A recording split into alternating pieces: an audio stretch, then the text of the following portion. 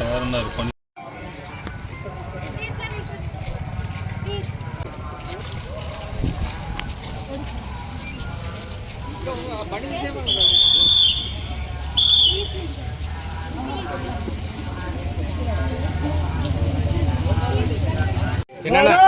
माता की जय जय माता। देश की रक्षा कौन करेगा, कौन करेगा? हम सर। जय जय माता, जय जय वंदे मातरम, वंदे मातरम। बोलो भारत माता की जय। जय जवान, जय किसान, जय जवान, जय जोहर जोहर जोहर जोहर बोलो भारत माता की जय, बोलो भारत माता की जय, बोलो भारत माता की जय।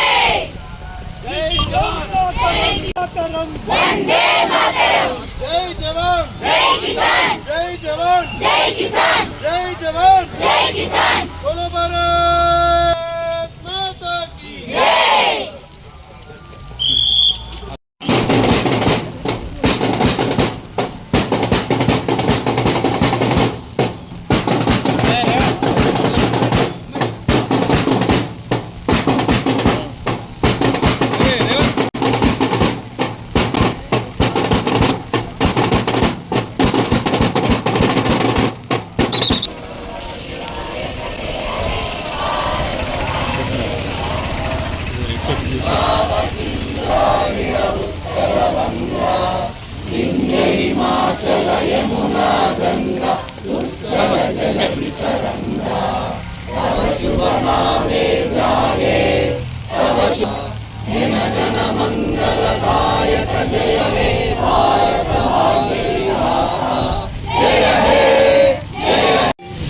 ప్రతి సంవత్సరం 26 జూలైని మనం కార్గిల్ విజయ్ దివస్ జరుపుకుంటున్నాం గత 26 సంవత్సరాల నుంచి. సో కార్గిల్ అనేది రవీంద్ర గారు చెప్పారు, ఇది అబౌట్ 3 నెలల పాటు జరిగింది. యాక్చువల్గా అయితే ఇది స్టార్ట్ అయింది 3 మే 1999 నుంచి 26 జూలై 1999 వరకు జరిగింది. దగ్గర 527 జవాన్లు కానీ ఆఫీసర్స్ కానీ వాళ్ళు దేశం కోసం ప్రాణాలు అర్పించారు. సో వాళ్ళు త్యాగం చేశారు. ఆ త్యాగం మరవరానిది. ఇది సో ఫార్చునేట్లీ నేను కూడా అదే సమయంలో కార్గిల్లో డిప్లాయ్లో ఉన్నాను. నేను కూడా నాకు యాక్చువల్గా మే నెలలోనే ఆ సమయంలోనే ఈ ఆపరేషన్ జరిగింది. ఈ ఆపరేషన్లో నేను కూడా పూర్తిగా ఆగస్టు వరకు ఆపరేషన్ ఏరియాలోనే ఉన్నాను. సో ఈ విజయ్ దివస్ ఈ విధంగా మన గవర్నమెంట్ జరుపుకోవడం అండ్ వాళ్ళ త్యాగాలను మరవకుండా ప్రతి సంవత్సరం జరుపుకోవడం చాలా హర్షణీయం. అండ్ రెండోది ఇక్కడ సిరిసిల్లలో మన రవీంద్ర గారు చూపిన సాహసోపేతమైన కార్యం అనేది చెప్పాలి. ఎందుకంటే వచ్చి సార్ లేదు మీరు రావాలండి, మీరు తప్పనిసరిగా వచ్చి కార్యక్రమం చేయాలన్నారు. చాలా తర్వాత చెప్పారు, నేను పర్టికులర్గా ఈ విజయాంత ట్యాంక్ని తీసుకొచ్చామని చెప్పారు. ఇంత చిన్న ఊర్లో విజయాంత ట్యాంక్ని తీసుకొచ్చి ఎస్టాబ్లిష్ చేసి ప్రతి సంవత్సరం ఈ కార్యక్రమాన్ని జయప్రదంగా నిర్వహిస్తున్నారంటే మీరు ఒక చాలా మంచి హర్షణీయమైన కార్యక్రమం ఇది. తప్పనిసరిగా వాళ్ళకి సార్కి ఇది మీరందరూ ఇదిగా ఉండాలి.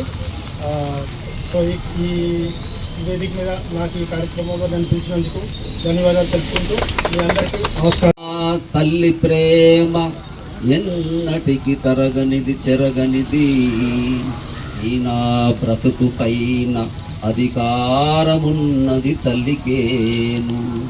దేశాన ప్రజలైన చెవులార వింటే కనుల కంటే నా అస్థికలపై సమాధిపై జై ప్రతిధ్వనించే ప్రవహించే నారక్ కోసమే మన యొక్క భూభాగాన్ని ఆక్రమించుకున్నటువంటి ఒక దుశ్చర్యలో భాగంగా అప్పుడు వాళ్ళు అనుకోకుండా మనం యుద్ధం ప్రకటించినప్పుడు మన సైన్యం, మన ఆర్మీ ఏదైతుందో చాలా కష్టాలు పడరు. ఎందుకంటే కార్గిల్ యుద్ధం అంటే కొండల ప్రాంతాలు ఉంటాయి, ఇక్కడ నుంచి వీళ్ళు అక్కడ పైకి కై వేయాలి.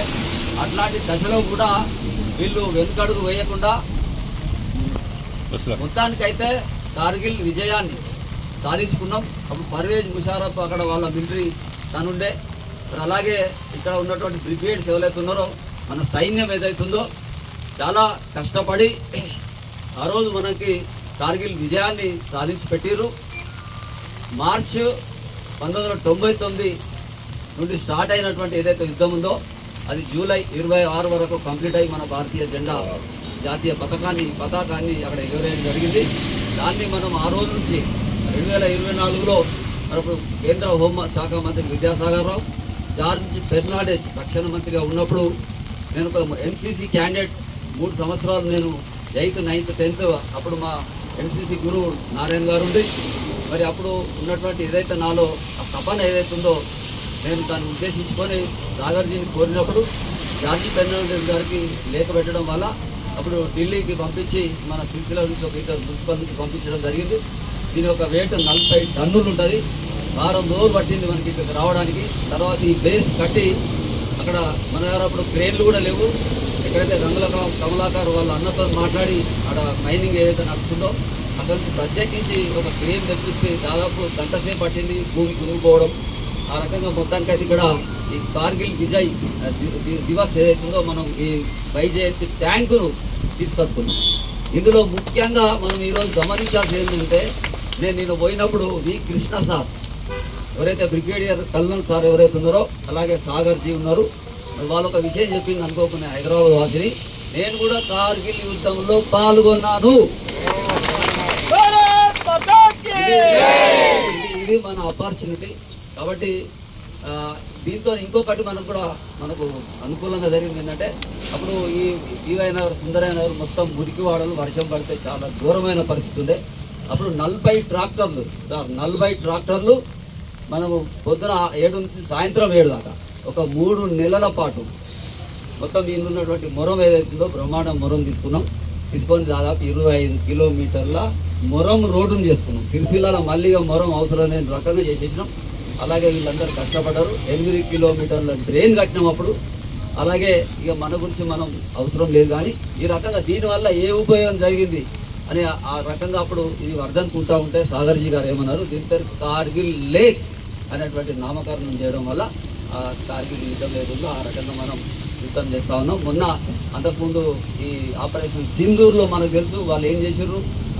ఎవరైతే ఆ కుట్రదారులు ఉగ్రవాదులు ఉన్నారో మన హిందువులను కాయలు పిలిపించి లాగులు తీపించి మతాన్ని చూసి భర్తల ముగట్నే భార్యలను చంపారు. ఒక భార్య నన్ను కూడా చంపారు అంటే పోయి మోదీకి చెప్పుకోబిడ్డ అని. మనకు ఏం జరిగిందో తెలుసు. ఓమికా సింగ్ అండ్ ఖురేషి వాళ్ళిద్దరు మహిళలు చూపెట్టినటువంటి సాహసం ఏదైతుందో అది సింధూర్ నిజంగా అది చెప్పుకోలేని విషయం మనకు. ఆ రకంగా మనకు పాకిస్తాన్ ఇప్పటికైనా నేను చెప్పేది ఒకటే, ఫస్ట్ దేశాన్ని ప్రేమించుకోవాలి, దేశాన్ని కాపాడుకోవాలి. ఒకవేళ భారతదేశం పోతే మళ్ళీ రాదు. అప్పుడు 1000 సంవత్సరాలు ముస్లింలు, 200 సంవత్సరాలు బ్రిటిష్ వాళ్ళు ఏలేరు. అప్పుడు ఏదో అందరు కష్టపడి వచ్చింది. కానీ ఇప్పుడు అంతర్గత పోరున్నది. బయట నుంచి చైనా కావచ్చు, పాకిస్తాన్ కావచ్చు, బంగ్లాదేశ్ కావచ్చు, అమెరికా 2 మూతల